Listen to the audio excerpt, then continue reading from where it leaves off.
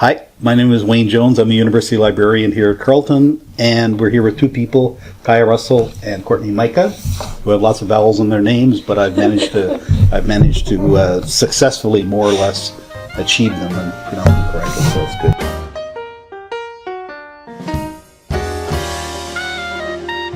So Kiah, where do you work in the library? I am upstairs in CMD, and I'm in charge of digitization, and I'm a processing assistant. Oh, okay. And what would you be processing and digitizing in a typical day? I actually help out the digitization coordinator in scanning things for transcription and for archival purposes and for interlibrary loan and reserves and that kind of thing. And I do all the books before they get to the shelves, so things like title tape and labels and all that kind of stuff. Mm-hmm. So it's kind of both ends, really. Like the digitization is obviously the E, and you're dealing with actual dead tree books as well. Yeah, and we deal with a lot of binding, so there's a lot of cool stuff that goes through my hands. Binding, yes, we'll get to that probably. Yeah. Where did you? Sorry, I don't remember where you came from to get here. Like, where'd you work before you came to Carleton? I actually worked for my parents at a place called Arcom Radio in Vankleek, which is my hometown. And I went to Ottawa U for a few years and got a degree there. And I'm currently at Algonquin College doing the library tech program. Oh. And also at Ryerson doing a publishing program. Wow. Oh, that's online, right? Yeah. I've done some courses at that years ago. They're fun, though. Back when publishing, it was mostly Gutenberg Press stuff. Yeah. So very, very different. What's Arcom Radio? Selling radios, or is it? No, we build cell phone towers. Oh. So the big 300-foot towers and that kind of thing. And I worked in the office, and I was in charge of accounting and all that kind of stuff. So it's quite the departure from what I'm used to. Wow. Okay. And in total, how long have you been in the library? I have been here since last August. Oh, you're a real newbie. Yeah. I'm a noob. Yeah. How about you, Courtney? What do you do here? I am a Stack Services Assistant, and so under the Access Services umbrella. And along with the rest of the Stack Services Assistant, I'm responsible for, collection maintenance, facility supervision, more so in terms of patrons, also just general safety because we patrol a lot. Right. We have a little bit of involvement with helping out at the circulation desk, answering phone there, patron queries, responding to the Quiet at the Library email requests, fielding all kinds of questions there at that desk and also on the floor.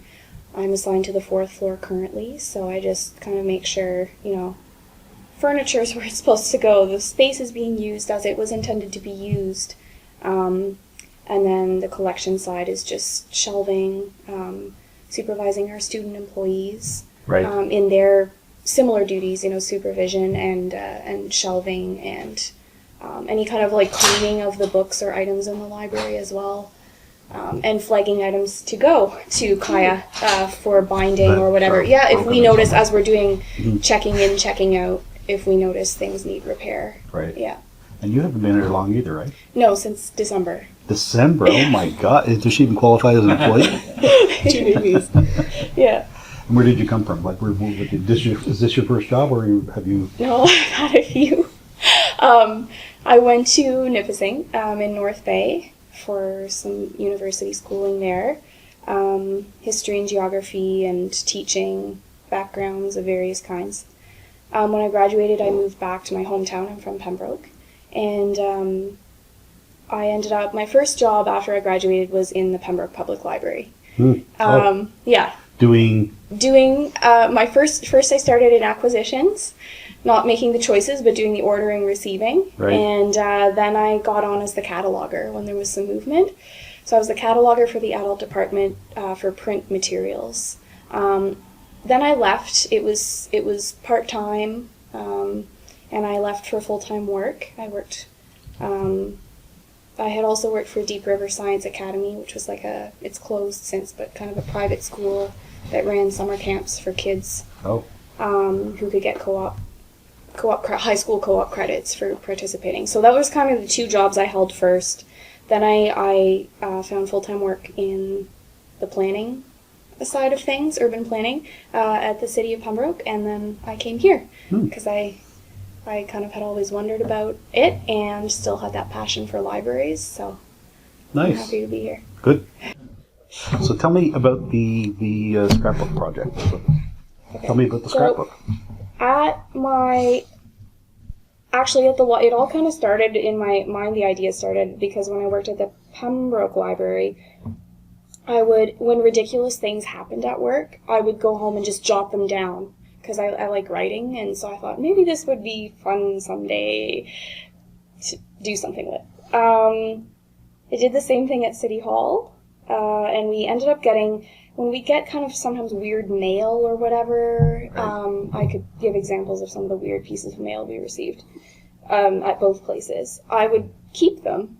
And so almost as soon, when I started here in December, there was a big discard deselection process going on from items that had never been part of our collection.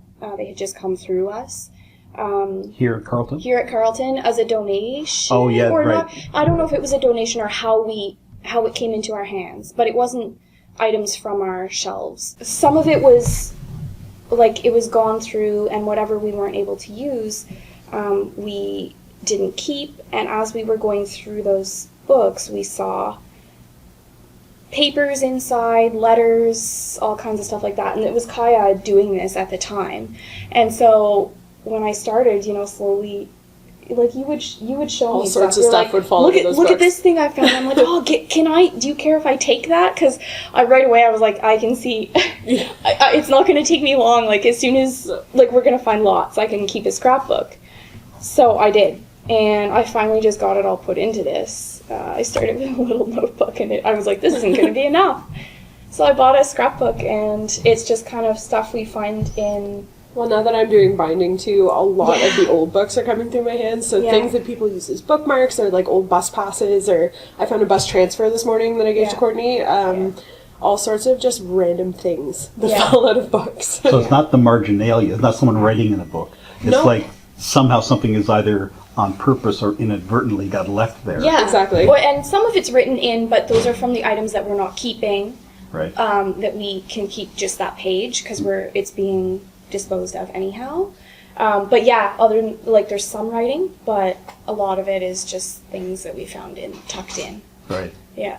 And we were looking at previously, and I'm not sure kind of where to start here because you probably got a variety that covers, I'm going to guess, and you filled in some adjectives that I don't say.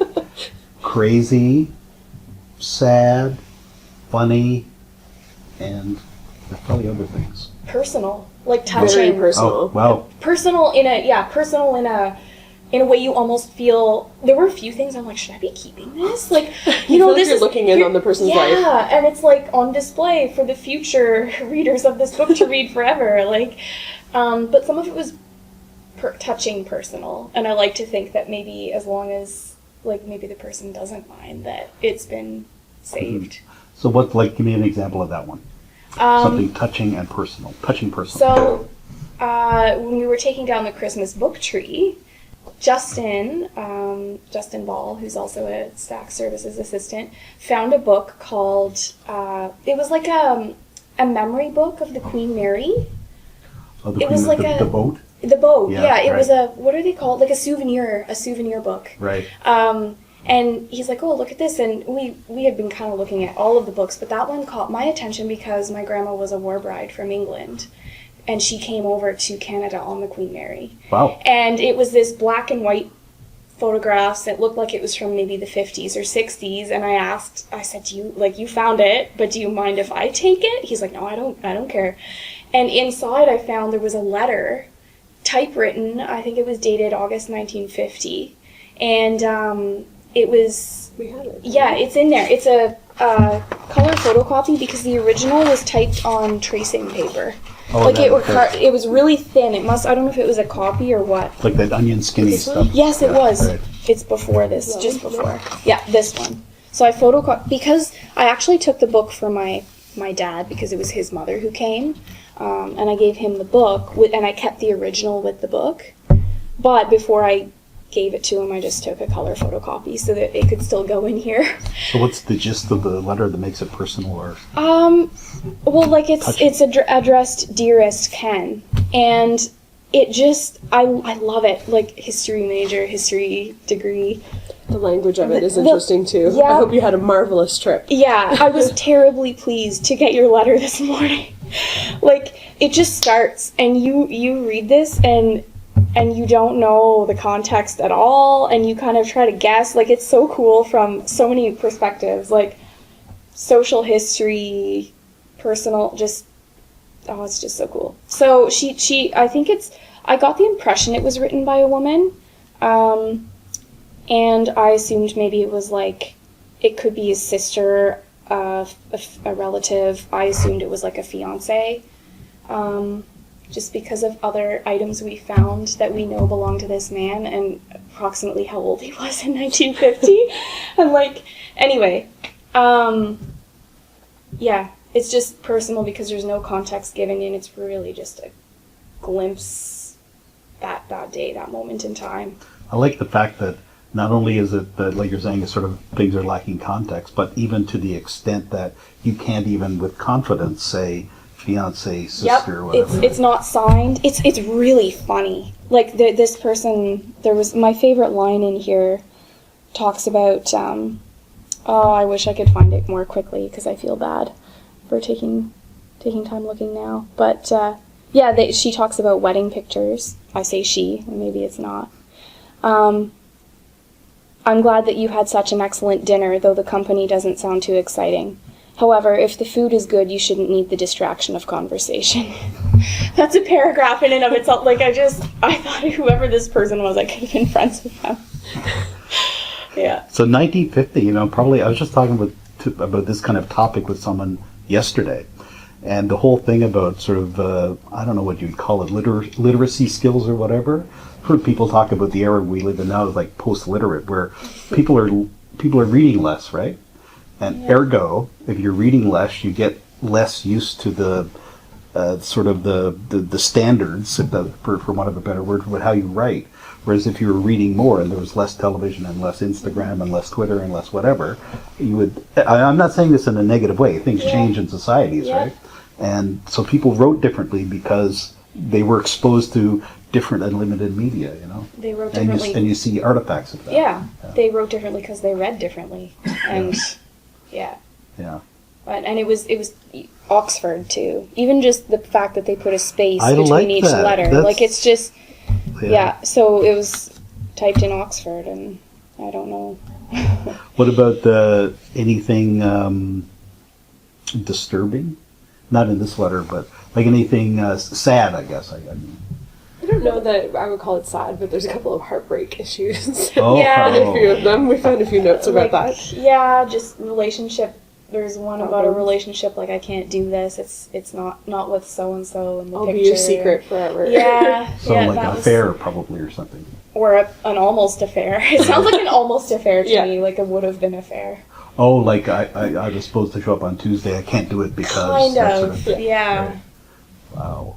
Yeah, that's probably the most Dramatic, like, potentially sad. Yeah. There's some pretty funny ones too, like this bullshit. I found this in the stacks, actually. Not tucked in a book, but I was facing. Right. And I just saw this bright piece of paper in behind, like, the books back each other. And, oh, I love it. Steve, like, big letters, exclamation mark. If you end up going to the Carleton docks before I'm up, could you return these to the library for... I don't know if I should be saying these names. for so-and-so. If not, that's cool. I should probably leave the house today anyways. Smiley face. What does that signed mean? First How name. long have you been in that house? Or it sounds like it might have been a guest at the house, and... Yeah. I think it's 3 roommates, and like one of them knows that Steve was going to go to Carleton Docks. So I think she kind of left a note saying, I was supposed to bring these back, but can you, since you're already going? Yeah. I like the contrast already between, okay, you've got this very formalized thing with the Oxford all spaced out that's typed out on a very nice kind of paper, and then you've got a sticky note with Steve with exclamation marks. I like this one too. This one was just, I found it, and if I put the title of the book it was found in. So this one was found in a book called Amusing Ourselves to Death, and it was a Neil Postman book, and it was a person's note to themselves, and they just kind of disagree with something he said. And they said, but people did still have the news. They just had it later, like WTF. So it's like a note to themselves, right? And that's something you would then maybe put into an essay showing you disagree with it. So I see a couple of possibilities already and I know you have I want to get into a little bit with two of you, but why you would do this. But one, you can imagine like putting these notes into it, and you're already doing it already because you're sort of guessing at the context. Yeah. But having, like, say just take the Steve one, like write the whole story around that, right? Steve has been staying too long, the whole thing. This would be cool for teachers. Yeah. Well, there's my education background coming out. But like, to just let the kids maybe have like eight examples of things like this, and let the kids choose one or whatever, and write a story or give some more context. Definitely. Or Set up the beginning, set up the ending. Yeah, I hadn't thought of that. Yeah, you could. And the other one was, you could imagine like some kind of where you've got the contents of, you've got that very formal letter with the Oxford spacing, but you've got a kind of a Steve vibe in there, so that, you know what I mean? Like you've got the combination up there. Yeah, that's what I'd love to see that letter with WTF in it, for example. Yeah. I'm excited to see how this keeps going because of the every time you think you've seen every different kind of thing, then you get things like that bus pass. Yeah, with an actual picture on it. I don't know if at any point you want to flip through this page by page or not, but we'll skip to that. Like that's a cool one too. I could talk about it forever. Anyway, this bus pass, OC Transpo bus pass from, and we were thinking it's probably the 70s based on the style, the color. Yeah, I don't know. I don't know what the passes looked like at what years. I just moved here, but based on the color of the background and the glasses, the hair, the color of the sweater and style. You know, in the 80s, I was living in Ottawa, and I was like 2 years old or something. No, I wasn't. No, but I had a bus pass. Actually, looks very familiar to that. So I'm thinking it might be, you might be right with the 70s, 80s and placing it that way. And this one I put in with photo corners. Some stuff that I know we might want to take out in the future, I put in with photo corners. Basically, if there's something on the back. This one's cool because on the back it looks like a Polaroid, except just a bit thicker, and it's all cracked. Oh, like right. As if the back's gonna start coming off. And this, when the back comes off photos, the front looks like cellophane, kind of. Right. I have a feeling that's gonna start happening to that. Probably, my guess would be that the whole thing, in fact, it was a photograph, but this was pre-done, and they just, that was the efficient way that they did it, right? Probably. So that was like, I thought everything had been found that could be found. And then Fabian found this. And, Fabian and I deal with a lot of old serials, so there's a lot of really old stuff that no one's ever cracked before. Serials from the 40s and that kind of thing. Right. So there's a lot of weird things in there, order forms and all sorts of stuff.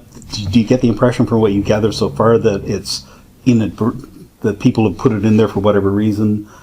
People weren't intentionally trying to leave it for posterity, as it were. It was just that happened to be in there, and they forgot about it. I think it's much more romantic if you think about it that way. That it's by accident. Yeah. It adds to the plot line. I think so, yeah. I think so, too. If you take a look through this, I think most of this stuff is probably just by accident kind of thing. Does this have a full letter in it? It does, yeah. That was written in the 50s or 60s, and I just read it this morning. It took me a very long time because it's handwritten. The person has very atrocious writing. But someday, maybe when I have time, if I can bring it home again, I'd like to maybe type out what it says so people won't have to. So this is one of my favorites, which we already talked about, the Oxford letter. What was the one you found this morning? What was one you found today? Just gonna keep going through and then come back. This is cool. It's like a newspaper clipping about Margaret Atwood when she was just starting out. Wow. Yeah. I would not recognize her. January 27th, 73. Now she has that iconic hair, right? Yeah. And then this was cool too, the bus pass. You gave me this poem and this transfer today. It used to be actually, I don't know if they still do this on buses, but it used to be where they would have these, this is a transfer, right? And the guy the bus driver at a certain point would move this is torn off at a certain time. Okay. to indicate the latest by which you could use it as a transfer. So they would, what they do would have the whole timeline on it, but you can't take a transfer, for example, go shopping for 4 hours and then use it. Yeah. So this is how they would adjust it, and they would adjust their little cutter at the point like that. So that's what happened here. Cool. And then this is the most recent thing, but This is in a book. yeah, Evan found this afternoon. It looks like a bird and a nude. we said we're not sure if it's erotic or not. Like it kind of looks like it, but Bird and a but nude, I what like is that. it? That should be Not the a bird title. in the nude and a nude. This looks bird-like to me, and this looks nude-like to me.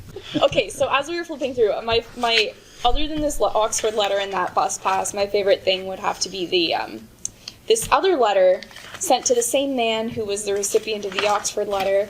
This letter was tucked inside this. It's a poem called The Queen of Sheba by Michael Horniansky, if I'm pronouncing that right. The Newdigate, also don't know if I'm saying that right. The Right. Newdigate Prize Poem, 1951, 2 shillings net.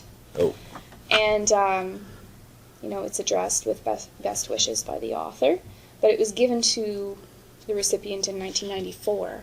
right. So I'm assuming maybe these two men met at a conference or something, maybe both being academics. And it's a poem that the author wrote, and it won the Newdigate Prize in England. Right. But he mailed it in the context of a conversation they must have had in the 90s. He mailed it along with a letter, as promised, with my thanks for your send-off and other kindnesses. I suppose it really doesn't need explanations and background, but then he does go on to explain it.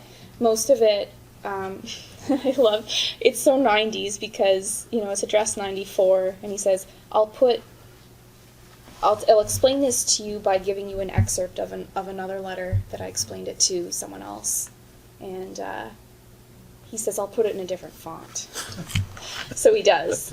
And he just explains how he went about writing it and winning the prize. And my favorite part is at the end where he says, I gave my typescript to read earlier before the results were announced to the delectable girl who was sharing tea in my rooms. She forecast firmly that it would win and told me that, quote, the magnificent final spondee, unquote, had clinched matters for her. Could any sane chap have disregarded such a sign? We were married 2 years later. Just the deadpan way of explaining. Do you know what a spondee is? No. It's a measure in poetry, right? It's a certain whatever, like stress, no stress, stress, or Okay. something like that, or any. Yep. But I took. the fact that a delectable woman would be coming to you and talking with spondee, that's something that does not happen in 2019 anymore. Yeah, this would have been in the 51, I guess. That's crazy. 51 when you won it. So yeah, that's my favorite thing. I love that. So these are like postcards? Yeah, Yeah. I didn't find these ones myself, but they're pretty to look at. I think the scandalous love triangle one might be my Yeah, secret. yeah, you really liked it. You'll always be my secret. You'll always be my secret. Yeah. A heart and X's. Thanks very much for doing this. What's the plan for what you want to, like, obviously you want to add to it, but do you have plans for doing something with it beyond that? I think you should publish it. I think it's a really cool thing to publish. There has already been a book published. A friend of mine at the Pembroke Library gave it to me for Secret Santa, or Book Giving Day, annual Book Giving Day on February 14th. And it was a book published, like written by a book shop owner of Right. all the things he had found in books. Wow. And, I mean, that's not really, I don't know if that's explicitly where I got the idea, but it's the same thing. It's the exact same thing. So, I don't know.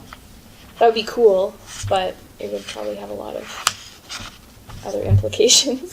No, I don't have, I just want to fill the book. That would be my main goal, to be able to say this entire book is full of stuff from, Yeah, well, it's your legacy to Library. Carlton. yeah. You can wait then and then make the call on what to do with it, right? Yeah. Yeah. Any royalties go to the collections budget. Yeah, once I'm 90 years old, no one will care if this is published. There won't be any people recognizing any other people. Thanks very much for doing this. Thank Thanks you. for doing that. And this is really cool. Yeah, Thank it you. was fun. Thanks.